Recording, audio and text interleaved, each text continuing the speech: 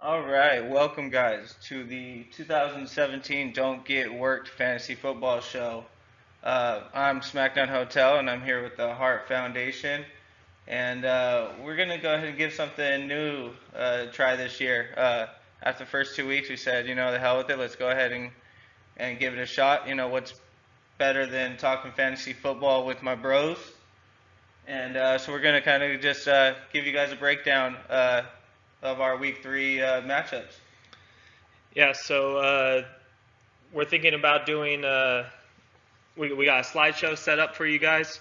Follow along with us. We'll have the standings. We'll go over last week's matchups, the scores, break down some of the teams. We also have me and Michael both have our own quick hits, which are just our some NFL storylines that we saw in fantasy so far, as well as we have game of the week and our version of studs and duds. So just stick with us, guys, and let us know if you like this, and we'll get right into it. Yeah, man, some couple quick hits. My first one, man. Don't throw in the towel, man. If you're 0-3, it sounds like a disaster, and that you kind of want to throw the season in already. But it's a long season, and now that we expanded to 14 teams, 8 teams make the playoffs. So if you're down at 0-3, we have 4 teams that are at 0-3, another 2 at 1-2. So all of those teams are still kicking on the playoff door. You just got to make a couple.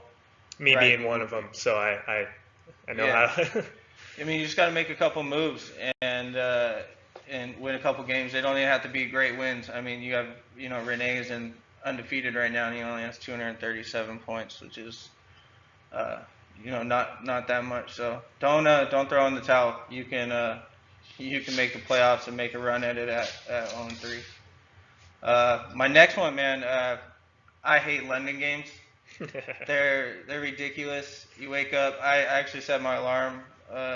Wake up at 6:30 in the morning. Then I fell back asleep. Then I woke up and I fell back asleep. And each time it was just another Jacksonville touchdown. So I'm not a fan of the London games. I think I would be with the majority of people saying that it's kind of a waste to one extra Sunday game, because I think we only had 3 afternoon games. That is unless you own a Jaguar player, because London they play there better than anywhere else. So Fournette, I think Fournette and Bortles. I mean, nobody owned Mercedes Lewis, so still. those guys did well. So what about you, man? What did you have on? So my first quick hit is that the top defenses in the league, at least drafted wise, are not living up right now. So you got the Giants, Seattle looks like shit. Denver just gave up a dud this last week, and Arizona, yeah, that's another. Well, Arizona, yeah, their offense definitely isn't helping either, but it's unbelievable right They're now. what? They're 0-3, right? Yep. They're, Oh, 1-2. 1-2. 1-2. Okay. I think they got a win against the Niners. And then, speaking about the Niners, the NFC West is the worst division in football, at least so far, and I believe so. So is it the Rams are the first best team in the NFC West right now? Yeah, Seahawks. Jared Goff and the new Los Angeles Rams. Yeah, and the Cardinals are falling apart. God, they're old. We're not even too far away from when the NFC was like the most competitive division in all of football. The NFC West, anyways. I think it's kind of moved towards the NFC East in the NFC. The Seahawks aren't what they used to be. Yeah, the Niners and the Seahawks were just dominating the NFC, and then the Cardinals came along. So, I agree. I think that's the worst division in football now. All right, guys. So those are our quick hits. We're gonna get right into the matchups, and in no particular order. We're gonna start off with Stunner Factory versus Banger Swell team. So we had a battle of a 1-1 team and a 0-2 team. Both projected about 90 points. Both underachieved, 76 to 69 in Kevin's favor. Pretty much on the back of Russell Wilson and Esteban on the downfall of Derek Carr. You had two complete opposite performances right there. I think you wouldn't even really have to look at too much more into the game to know that was your complete swing. Yeah, Russell Wilson finally balled out to what we we're hoping from him, at least from his draft position wise. So that is good, and that's the up and up for Seattle, since I was talking about the NFC West. But other than that, on Stunner Factory's team, Yeah, I think Russell Wilson too. I think it was like his first 2 weeks combined, he had 23 points. This week he had 33 points. So complete showing from what we thought we would be getting from Russell Wilson. yeah, and this year in this 14-team format, I know we're probably going to say that a bunch of times. We're going to see a lot of players played that normally wouldn't. So like on Stunner Factory's side, you had Kendall Wright going. Just tough call to make. 0 points. That hurts. And then also, which could have been a quick hit, tight ends this year. Slim to none. Kyle Rudolph, 0.4 points besides Gronk. Gronkowski. Kelsey the first 2 weeks. First 2 weeks. Yeah. Maybe Zach Ertz has been the most. Yeah, he's actually been really consistent. That's all I've seen. Especially if you had a tight end like slot, Zach Ertz would have been really consistent. Yeah. Big ad of the week for, I think, the whole league and S1's team, Chris Thompson. Yep.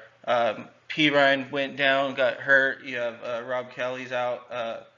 Even if when Kelly comes back, I think he's supposed to come back this week. But if they're going to be throwing the ball, Chris Thompson is amazing out of the backfield. And I'd have no idea how the Raiders didn't know that the ball was going to him every time there was a 3rd and 19. Because it was just a screen pass to Thompson on 3rd and 19. That dude would get like 30 yards a pop. So it's pretty impressive. But they're just going to use him. I don't think they're going to use him heavily in the run game.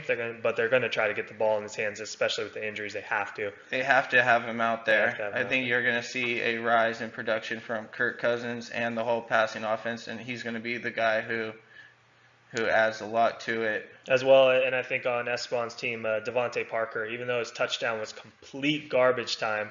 It was as time expired? As time expired. Yeah, so that is complete garbage time. It's complete garbage time, but I think on the up and up, even Jay Cutler is going to throw the ball a ton. Michael Thomas, too, man. I think he's a guy that is going to – him and Drew Brees are just going to start getting it going. I think Willie Snead coming back is going to help Michael Thomas more than hinder him. People think that's going to hurt. I think that's going to help open him up a little bit more.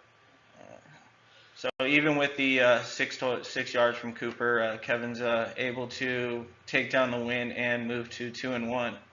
Our next matchup, man, was actually our game of the week. Turned out to be our game of the week. That's going to be the Hart Foundation, your team, against Vinny's team, who now moves to 3-0. Yeah. Yeah. So I mean, I'll talk about it a little. You two 0-3 too, man. So yeah, I'm in that 0-3 group, but I know. At least looking at it, besides the first 2 weeks. I mean, this week I finally had a promising week from some of my players. Kirk Cousins finally showed out for me. I'm still waiting with Crowell, which has hurt me. And DeMarco Murray was big for me this week. I had him in my flex spot because I didn't know what was going on with him. But I thought I had this, and then even coming down to a 3-point swing, I know it's stupid to look at bench, but I made the dumb-ass decision to sit Will Lutz at the last second and put in Boswell, and that would have been the difference for me. But too much last-second tinkering. Too much last-second tinkering, and you were in a hole Thursday night. Man, yeah, after the Todd Gurley performance, I completely thought it was done. That game seemed like it was weeks ago. Yeah, it does. No, he had 32.9 points. I believe, was he the highest scoring running back of the week? I believe so. I believe, yeah, I'm pretty sure he was. I was lucky enough to have Garcon that night put in a little bit of effort and help knock into it a little bit, but. Jacquizz Rodgers, man, 1.5. Yeah, points. Isaiah Crowell, 5.4. So you didn't get anything out of your running backs. I mean, he topped you 38-6 at the running back position. Man, 102 points though in a loss. That's one of those tough weeks because we're going to go through games where you're going to see teams winning, with less than 90 points, less than 80 points. So it's tough when you're one of the teams that scores above 100, but I mean that's just the way that the fantasy football matchups work out. But looking over at Vinny's team, I can see why he is 3-0 right now. He's the number one team, I believe, right? He's in first place. He is in first. Yeah, he's first place overall because he has 320 total points, which would put him third in total points, but he is 3-0. And you see it looking at his team. Gurley's showing great right now. Cooks finally showed what he's capable of with New England. Even Devontae Adams with the Randall Cobb injury can be big. Keenan Allen is a target monster. It's a good team. So I mean, I Even wasn't. with the negative 4 points from Baltimore. Yeah, with Like say if he Baltimore. just Yeah. played, just even if he had a 5 point defense, that would have Yeah, given him what's his other defense? 114. So it's Cleveland, but it still They would have got been it yeah still would have been positive they points. got beat up by Yeah. the Colts. So Gurley, huge day. Brandon Cooks, huge day. He's got the dual quarterback situation with Stafford and Wentz, who they're both top 8 quarterbacks at the moment. So right now he's able to play matchup. He's able to have trade bait. Well, So not only I'm is he yeah. winning games, is he has a roster full of guys, and he's got some depth. I Mhm. think he's definitely got some depth.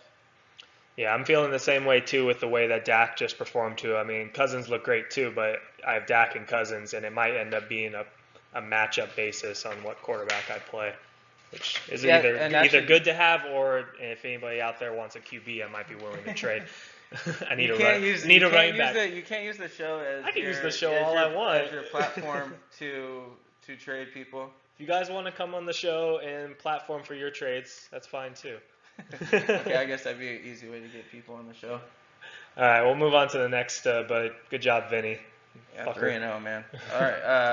Next matchup was our highest scoring game of the week, which was X-Blaze and Jabroni Drive. Both 1-1 going into the game. A high projected score, anyways, of 101 to 97. And Mondo went ahead and took this, and Javon had a good showing, man. He started out Thursday night strong with Carlos Hyde, who back-to-back games against win against the Seattle, another division opponent in the Los Angeles Rams. Uh, 21 points to start the week off, so that probably gave him a little bit of confidence. But he ran into the monster of Mondo's team. Diggs keeps producing. And now his newly acquired quarterback, Drew Brees, has slid into the Jesus. spot that Eli Manning was. Even though actually Eli, I think, outscored him this week because I think he had 303. Overall, though, for the season, it's Yeah, I mean it was a great move. I mean Ugh. Jaime needed help at running back, and I mean I wasn't as high on Cohen as most people, but then another game where Yeah. he puts in all-purpose Which yards. I have to say that I believe that is the only team, and you don't see it very often, where there is two running backs that are both playable and confident, Howard and Cohen, and you can be confident in both of them. It depends, but it all depends on game script. Cohen, more you're passing down, and then Howard. But this You week, got to Howard think had a that, great week. yeah, and you got to think that Chicago's going to be down a lot, so they are going to be passing the ball in the But you're fourth not going quarter. to. Cohen's not the type of guy you're going to give him. I mean, I think he got 12 carries this last week, but that's the most he's ever gotten, and he's never like that's a lot of carries for that little of a guy. He is. What is he? I mean, He's 100 5'6". He's like 160 pounds soaking Yeah. wet.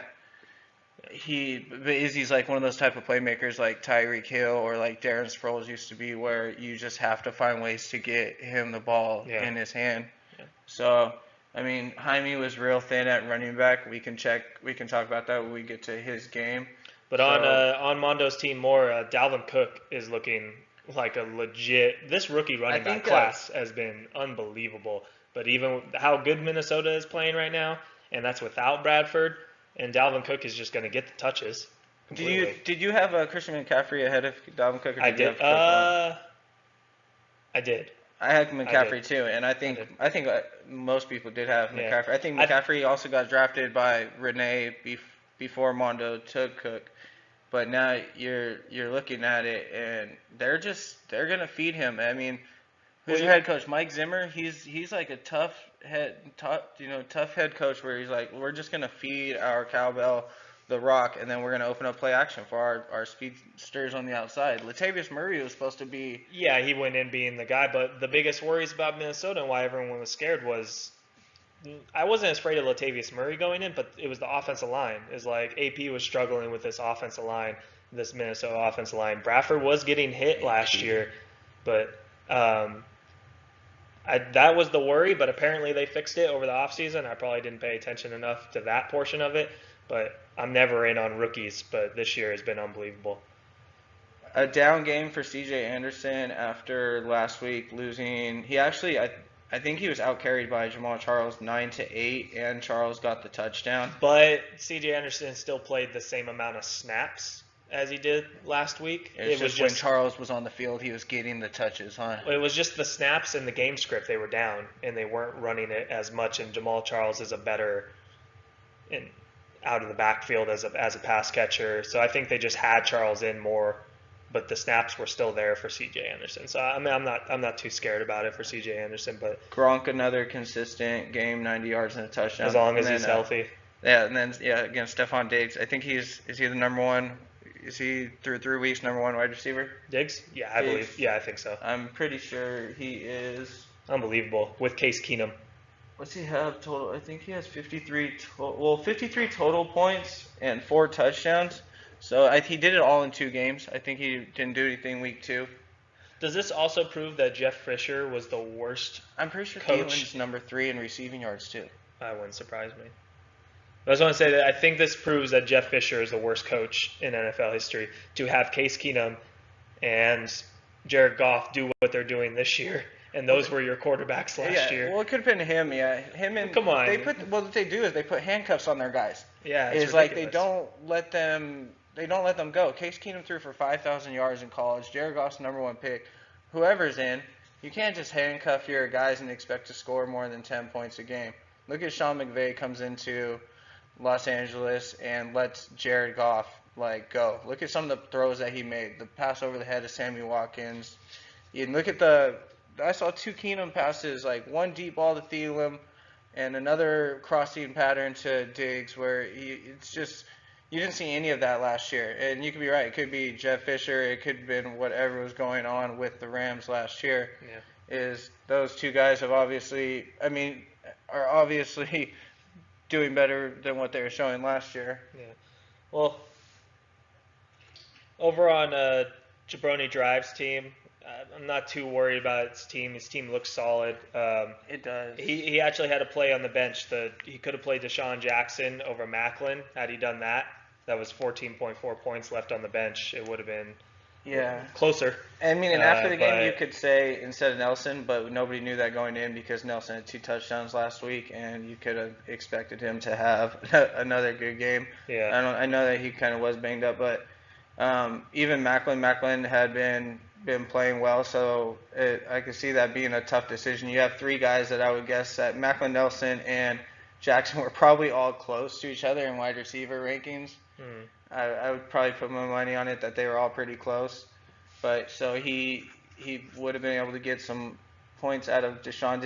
Did Deshaun? He didn't get 20 points, so he didn't get him. No, but it would have been just a better showing. But I think he's got a pretty solid team. He's got decisions and choices to make at wide receiver. Yeah, so I think Deshaun Jackson going forward is going to be good. They have both their 2 solid teams right here. Through 3 weeks, you got Mondo's in 4th place and Javon's sitting here in 9th place. Yep. All right, so we'll move on to the next matchup, and that's Michael here, SmackDown Hotel versus the Heartbreak Kids.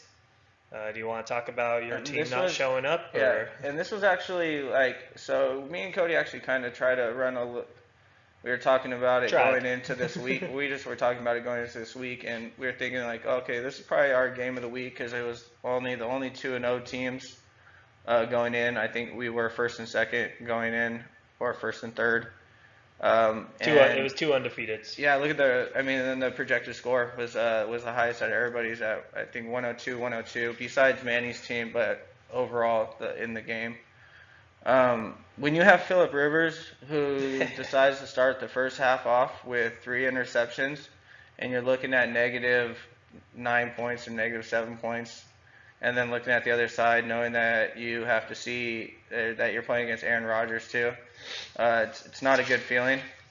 After that afternoon game, I knew it was over. Johnny's got a good team as it was. He was one of the guys that we were already talking about whose team is already looking real good. The addition to Chris Carson, he was able to snag him. The 1-2 punch of Rodgers and Le'Veon, which the touches are there for Le'Veon, so I still see him as going forward. And everybody keeps saying and they're like, oh, he still didn't have a good game, and he had 90 yards and a touchdown. Well, Pittsburgh overall is struggling, so Le'Veon will pick it up. I'm not personally worried about it. And Chris Carson, they said, I saw the numbers after the game. It was Thomas Rawls had 1 snap. He Yeah, played one one snap, no and carries. Chris Carson, and that's like if Pete Carroll like football is he doesn't mess around and he doesn't care about the guy who's owed carries or has done anything in the past. Like he's ready to go with the guy who's ready to go now. Hmm. And so Johnny was able to add Chris Carson, already a strong team. Golden Tate through 3 games is already looking at I believe he's like top 5 in targets already. Adam Thielen is top 3 in receiving yards. Yeah, he's got two guys with the target capability with Tate and Thielen. These slot guys are getting a ton of looks. And he's Uh, headed by Rodgers and Bell, like you and said, that and 1-2 Rodgers punch. and Bell. And I love the even Jeffrey play. Like he's been healthy so far this year, and Wentz looks fantastic. So I don't see I see Jeffrey being able to put together some good games. I think Jeffrey. It does depend on if Wentz could keep playing well, because if Wentz doesn't play well, then Jeffrey definitely his value goes so far down because he's not a guy who. I think he's like Terrell Pryor, where he's not able to separate from corners at a rate. Yeah, well, to he's make, not like the Tate and the Thielen where these guys are getting a ridiculous or amount of Crowder, targets yeah. and receptions, and then Jeffrey's more your touchdown dependent wide receiver. But I can see it happening, but it's still early. Jeffrey being on a new team, I am a true believer in the wide receivers with new teams. It all around the league with Cooks, it took a couple games. Pryor hasn't done anything yet. Wide receivers with a new team, it doesn't click right away. Sometimes, but not all the time. And I mean, and you got to think that his projection is just going to go up because Carson's still kind of low, and I mean I think his value is going to go up some. Thielen's value is going to start going up depending. I mean, it depends on if Case Keenum, if we get Jekyll and Hyde by him, bad week, good week, bad week. If Bradford comes back at all, it depends on how Kirk Cousins is. You know, Jamison Crowder, is he just more of a PPR guy where he's just not going to really get it done in standard scoring leagues because of Reed, Pryor, Thompson, Dotson now. But Johnny's team is definitely, barring any injuries, is set for the season. Yep. But on my side, besides Phillip Rivers, Jay Jai was one of the worst players of the week. He had 2.5. He was the biggest lock of the week that all the analysts and professionals said. He's going to run for 700 yards. There's no reason not to. And I don't know if they were downplaying his knee injury and that because I thought they were just saying, oh, it's no big deal, or they just, I mean, they played so bad. Does it have a? I'm all pressing the wrong page, like it's clickable.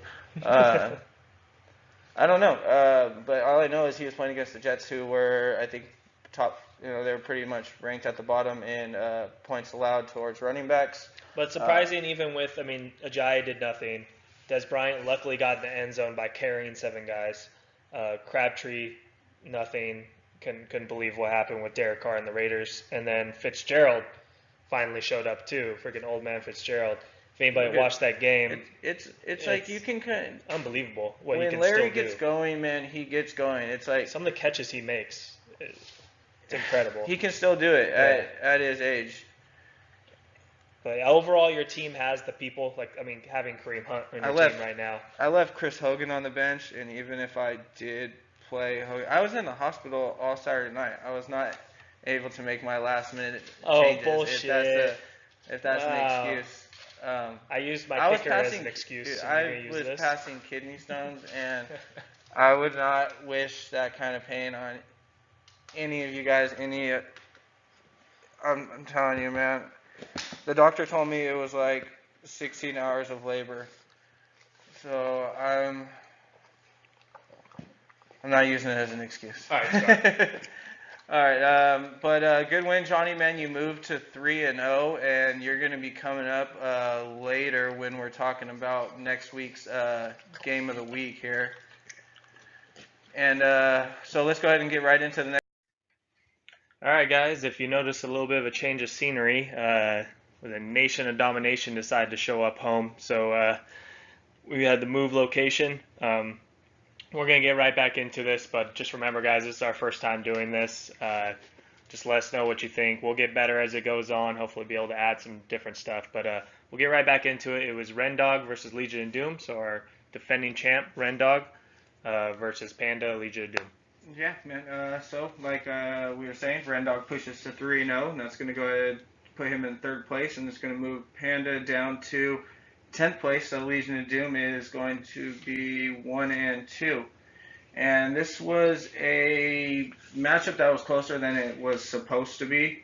With Panda's loss of David Johnson has really put him in a bind. Also, um, with not being at the draft, I mean, I don't know if he's able to set up the team exactly the way that he wanted. After the draft, wasn't bad. So the loss of David Johnson is really hurting. He tried to replace him with Javarius Allen for week 3, and he had 28 total yards in London. Travis Kelce had a big letdown, 1 point. Philip Dorsett, I don't know if he saw the field or how many snaps that he saw.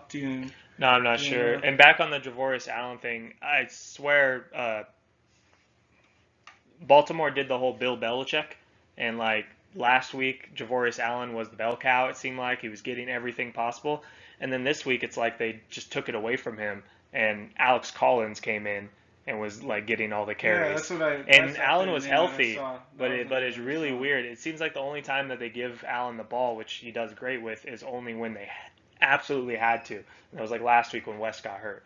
So he was one of the big pickups of the week, but it just seems like Baltimore doesn't even want him. So who do you think is their running back going forward if you were picking one? From last week, I would say Alex Collins, but at this point, I don't want to touch that backfield. Um, I mean, but what they did in Jackson or in London against Jacksonville, I don't know. That's tough. Mariota had his first, pretty decent game. I think, was high on everybody's preseason rankings as that guy who was gonna ball out the season and was gonna be like the most improved fantasy player. He's had the hardest slate of beginning games, I believe. His matchups have been pretty difficult so far. I have him in another league, and I'm not too worried about him, and I think he's going to do what he did last year, which is come on towards the middle to the end of the season. He's going to come on high at the end. He had 225 pass yards, so 2 TDs, and he had another 27 on the ground for 19 points. So he outplayed his Yahoo projection, and that was the showing of the top 6 guy that we were looking at. And then on the other side, at quarterback, you had another guy who was kind of in the same area. I mean, maybe not as high as Mariota. Yeah. Winston. He put up a similar game, 328 yards, 2 TDs, but did have 3 interceptions against that Minnesota defense. Mm-hmm. Christian McCaffrey is another guy that we were talking about along with Dalvin Cook was the rookies. He had his first 100 total yard game. So 101 yards receiving, but only 16 on the ground. So he's getting most of his done by air. And then Ty Montgomery, he had a down week this week. Yeah, I'm starting to get a little scared of Montgomery. The volume is there for him, but it does not. I mean, he's only averaging like 3 yards a carry. And So Todd Gurley. Yeah, so is Todd Gurley. But the volume's there, but I don't think Montgomery can hold up. Personally, I just he's not. I know he's bulked up over the season, but he's never been a running back, especially in the NFL. I don't know if his body can really handle it because he's not doing well down at the goal line in the run game. I don't know. And Rodgers likes to check to quick run inside the 3 yard I think, but just his utilization in no matter what the game script is, if it's passing or running, if they're down or if they're up, Montgomery is involved in somehow. But he's been playing like 95% of the snaps. It's unbelievable. And for a running backs don't play that many snaps. That's more of an O-line, like tight ends you'll see play that many snaps. Renee got his first Odell Beckham sighting. It's very true. First Odell Beckham sighting. And, dude, both touchdowns were... The ramen is back. Yeah, talk ramen head. Ramen noodles. Both of his touchdowns were amazing catches, too. You had one in the corner with the one-handed grab, and then the other catch to get his foot down. I mean, outside the... peeing like a dog, which was a corny celebration. I heard it was coming from him. It was like because Donald Trump called them a son of a bitch. I call bullshit. I call that he did that stupid celebration, then he had to come up with a reason why he did it. I think it was somebody on Twitter was trying to connect the dots, and OBJ was just like, yeah, you know what? Yeah, that sounds good. Let's get political. That sounds real smart. But anyways, dude, how athletic is he though? And to have Eli Manning, dude, some of these quarterbacks. That's why I was arguing with people about people. So many people are saying how bad O lines are this year, and I'm like, I'm on the other side of the fence where I'm blaming quarterbacks this year. If you're getting sacked by three-man rushers, it's because you're not moving in the pocket. Is Tom Brady more athletic than these guys? Is he quicker than these guys? No, but he knows how to slide his feet and move in the pocket, and he doesn't let three men collapse him. And you see it with Carson Palmer. You see it with Eli Manning. It's like they're Drew Bledsoe reincarnated. It's they stand there and they don't move, and it hurts these athletic wide receivers. Yeah, and more on Rendog's team, Zach Ertz, which is, I believe, my biggest mistake of the season was dropping him the first week because I didn't think it was beneficial to have a tight end that wasn't a super high ranks. But at this point, I believe besides Gronk, he's the most dependable tight end in the league. Yeah, So well, easy. my bad. Kelsey too. But You're welcome, Renee. That was a nice pickup. yeah, I shouldn't. had, I fucked up with that one. one But touchdown, 55. but yeah, but And that's then, what I feel like the targets are there for Ernst. So he had Martavis Bryant do his home away thing where he scored last week at home, and then he goes on the road and he gets 3 points. So that is what you get with Martavis Bryant. What do you want to say about your boy Pryor? I'm. God damn it! I don't know what's going on there. I was a big believer in Terrell Pryor going into this season, and then He can't separate. he can't Speed up separate. by That's what they're corners. saying. He can't separate, but I like the targets are there, but seriously, every time I see the ball thrown to him, he's not coming down with it. Like that was the big thing in the offseason is that he can just catch over everybody. I mean, at this point, I'm alarmed. I'm definitely not dropping him. Unless you want to drop him, Renee, that's fine. But I'm keeping my eye on him. But it looks like, I mean, Doxson's starting to come on. So, I mean, we'll see here in the coming weeks. All right, to Nation of Domination and Degeneration X. 2-1 now after the win for Manny, pushing him to sixth place, and Alex in the club with the three others. So we have 4-0-3 teams. Alex is down in 12th place. This was actually a pretty high-scoring game. Wasn't bad. 195 total points about. And pretty much hit their projected on what the game was going to look like. Manny is going to have the highest projected points every single week. Just Nation Domination has Tom Brady, Ezekiel Elliott, and Antonio Brown. And even with the issues that might be going on in Dallas, Elliott was finally able to find the end zone this week. But the issues on in Dallas are saying just the offensive line, of course, isn't what it was last year. Saying this last year might have been the peak for Zeke, which is crazy to say from a rookie. I wouldn't say that, but but it might have been the peak for the Dallas running for the game. Dallas running game, yeah. But overall, the volume is ridiculous. They don't look anything to me like they did last year. Like as a team in general. No, they're completely different. I think their defense is way better. A lot out of Dez than these other receivers. Dak looks amazing though. As a color guy, he looks fantastic right now. Dak does look good. And Dez is on that list of I believe like Mike Clay made that list of wide receivers that have the toughest cornerback matchups during the season, and he's number one. Des Bryant has to face I think they had the number one strength of schedule. Yeah, they had the number one strength schedule, but he has to face like a Patrick Peterson type quarterback or cornerback almost every week. But back onto his team. Yeah, you go down the list. You look at Brady with 35 points, Ezekiel with 15, Antonio with 17. So you're going to get that almost every week. You're going to get that almost every week. They each got into the end zone. I mean, Brady threw 5, but when both of your stud running backs both get into the end zone, and you're able to put 67 points from his big three. Yeah, it doesn't even matter that Terrence West gets a whole 0.6. Yeah, he did have a point. And then even Tyreek Hill. I add Tyreek Hill as he has his big 3, and then Tyreek is 3A. He's like one of my new favorite players. Yeah, he's pretty awesome. I love watching him play. He lines up everywhere on the field. Just get him the ball, man, and watch him go to work. DX, man, down at 0-3.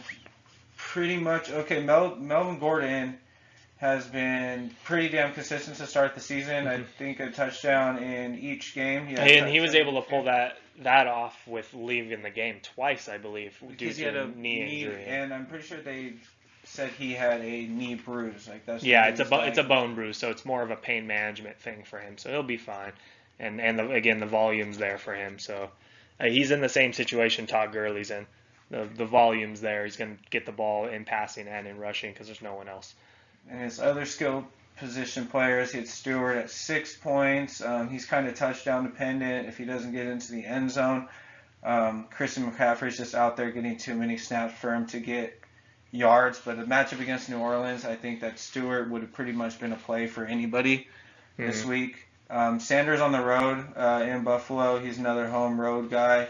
He actually played pretty well. I mean, he had 7 catches on 10 targets, 7.5 points. Mike Wallace was just anybody involved for the Baltimore team.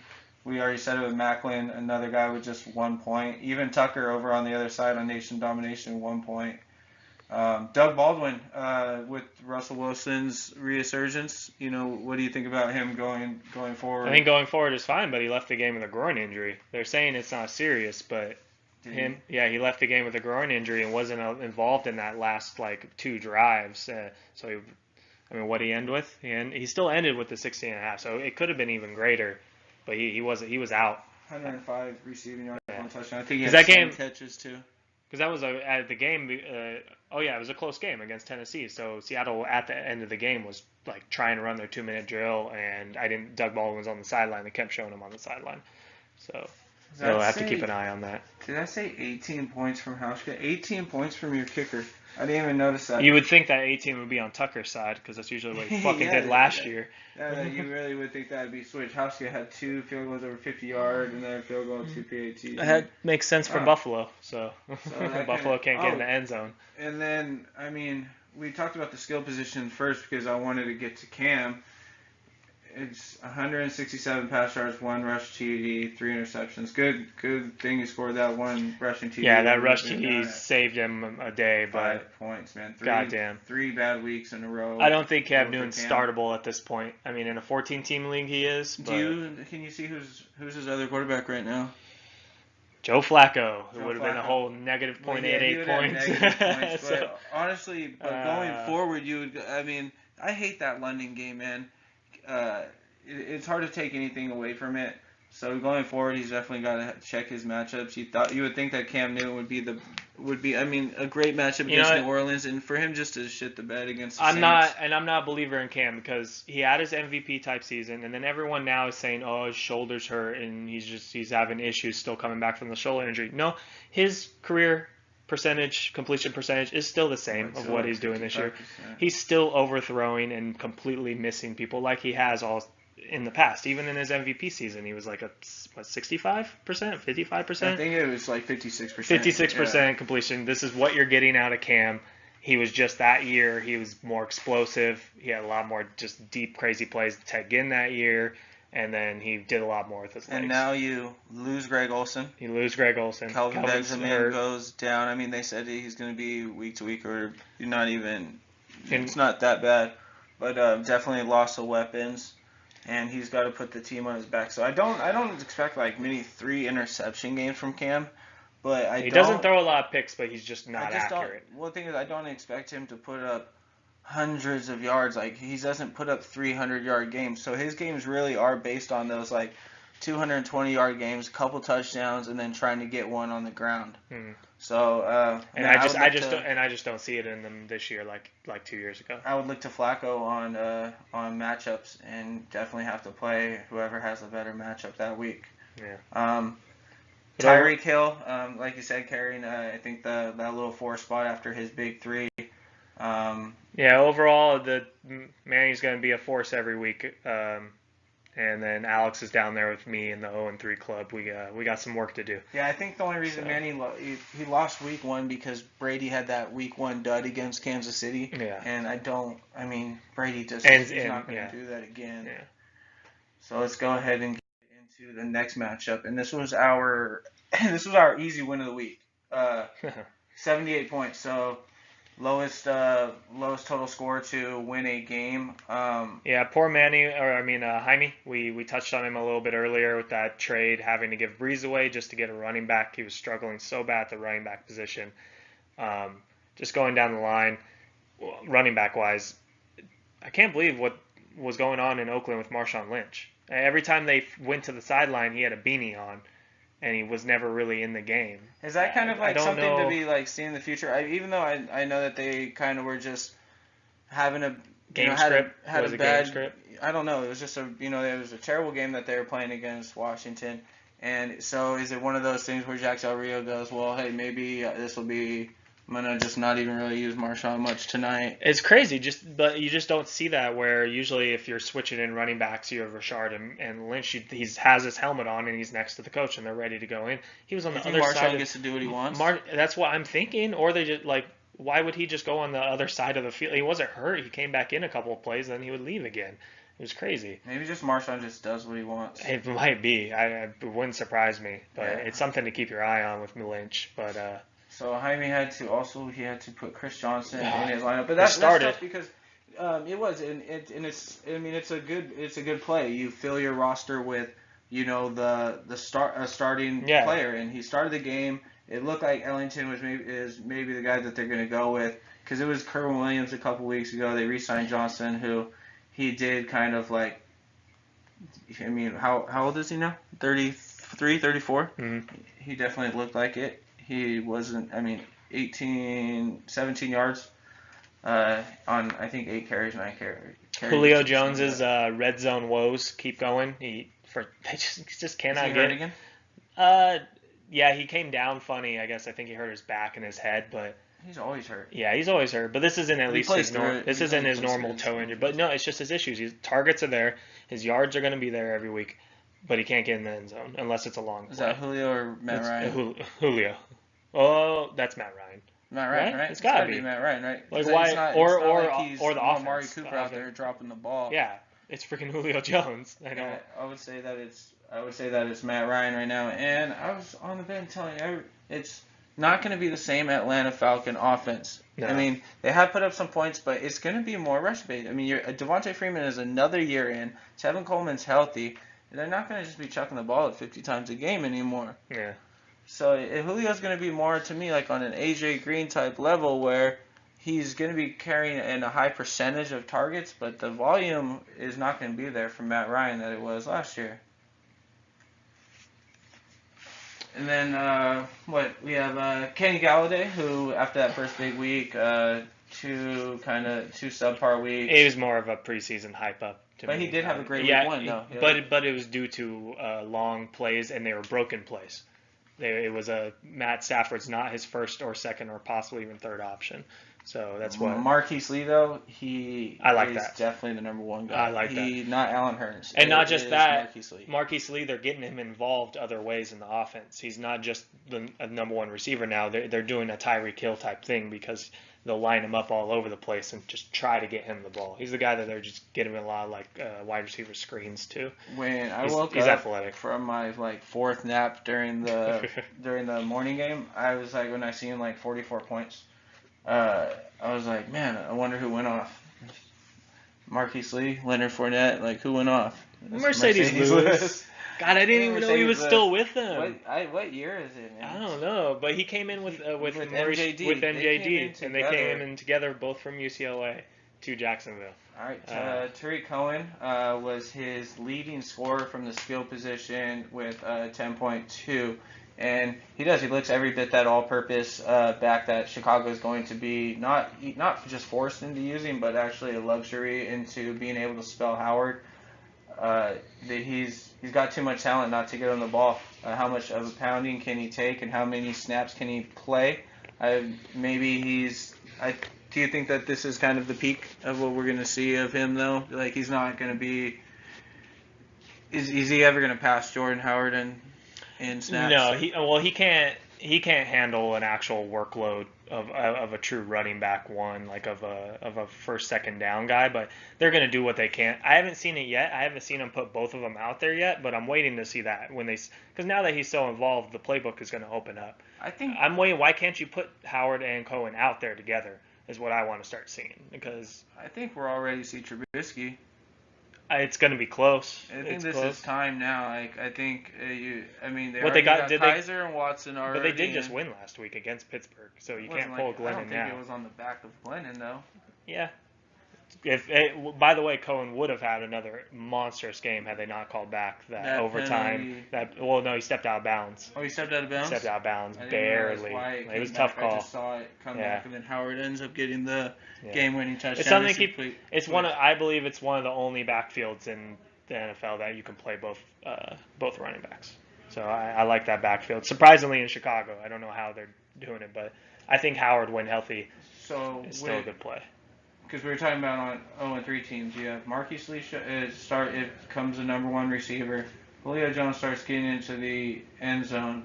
That's going to change a lot for NWO. It can, yeah. He's just not getting points out of his receivers right now. But the tough thing is he did give away Drew Brees, and I know he played Jay Cutler due to probably, I'm assuming, he's got. No, I think he was like ready to roll with Jay Cutler because in a 14 team, I think he was kind of in that area where Cutler's like in that 14 to 18 like area, and he had to give up something to get a running back, and I think Jay Cutler just had one of those shitty weeks. And it wasn't even like, and there were so many quarterbacks that were worse. Like if his skill position players just chip in, I mean it was. Well, you gotta think that only touchdown came in the seconds going down though. I know, but it's not like he had a 3 interception game. Yeah. It could have been like a Rivers or a Cam or a Flacco game. All right. Well, we've spent a ton of time on Jaime. I don't know why, freaking low scoring team, but. All right, 78 points for Drew. Roethlisberger 12, McCoy 6.9. McCoy's one of the guys that I've had a really tough slate the first 3 games, and I think he's going to be on the rise. I know it seemed like I couldn't believe how many carries Tolbert is getting, but McCoy so far leads Buffalo in receiving. In catches. Yeah, he really. They said that in the beginning of the year, like he might as almost as a joke, but he does lead the team in receiving right now. I think that McCoy's going to come on with easier matchups. So I'm excited for him. I have him in another league.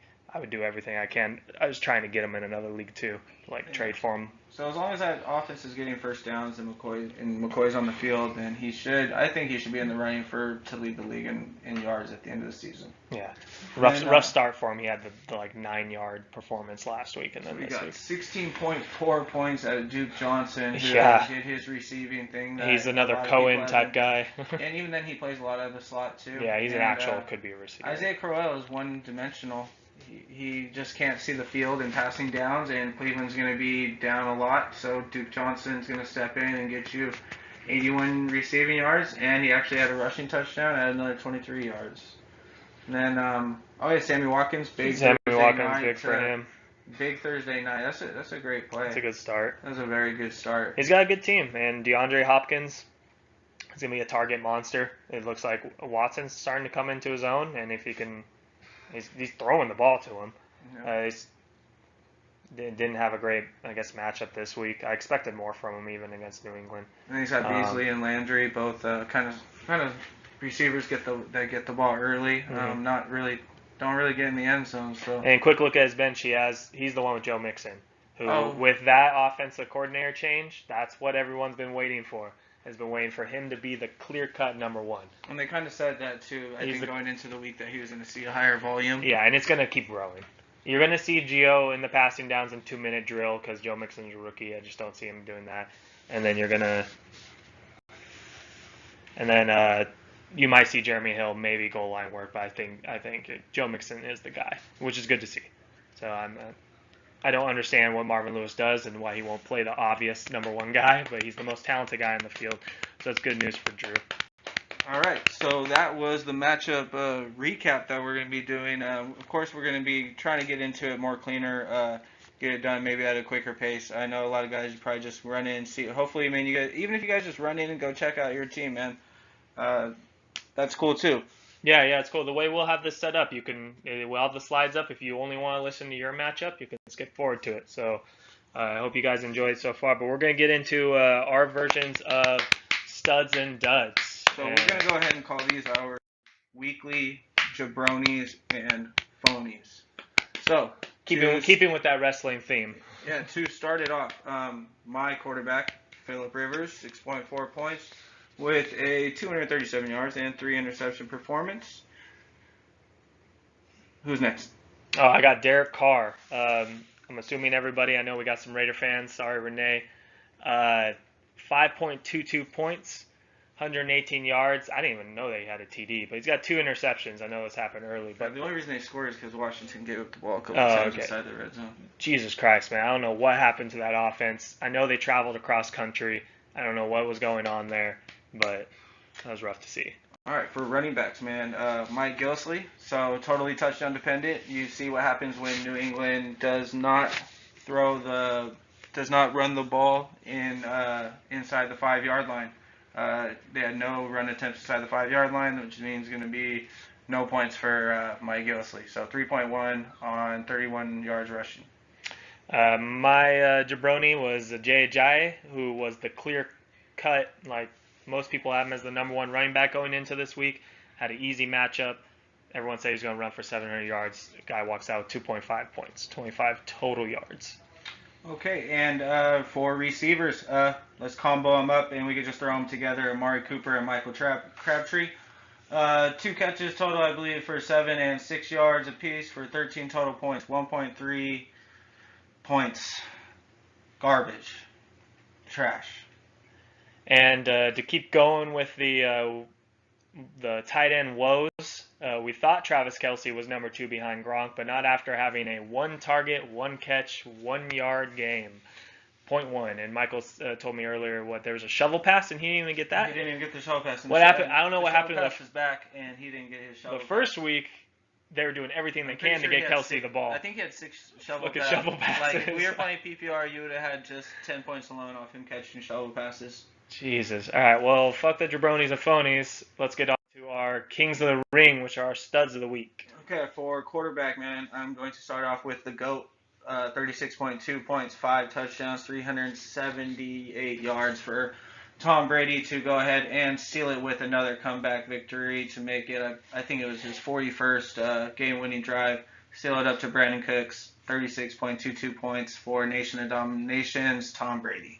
All right, I went with Russell Wilson, 32.52 points. Finally, Russell Wilson shows up. He's doing finally did what we expected him to do, but not a 373-yard performance and 4 TDs, and that was against a Tennessee very good defense. All right, running back wise, I'm going to go with Kareem Hunt. Man, this is week 1, 2, 3 weeks in a row. Fantasy MVP so Fantasy far. MVP through the first 3 weeks. 25.8 points.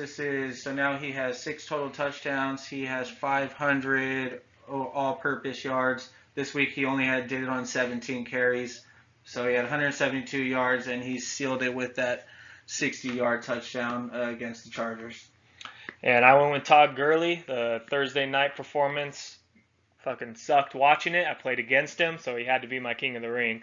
32.9 points, 113 yards rushing, 2 rushing TDs, and 36 yards receiving, and another TD in the receiving game. On 3.8 yards a carry. I'm not a believer. Yeah. Okay, the volume's 4 wide receivers. Man, Stephon Diggs. He is, I believe, the number 1 scoring wide receiver through the first 3 weeks. And that's pretty much with a subpar week 2. This week he went and dropped 29.3 points on Jabroni Drive's head, as Mondo was the owner of him. Case Keenum, Sam Bradford, I guess it does not matter. Stephon Diggs is going to get his all season long. Yeah, and I went with Odell. Odell's back. 24.4 points, 7 yards receiving, but he got a quick 2 touchdowns, and they fucking look good. Some ridiculous circus catches. Odell stuff, man. Some circus catches from Odell. Odell stuff, yeah. And you just see it. You just see him flash the athleticism, all this one-handed bullshit that he's doing all the time.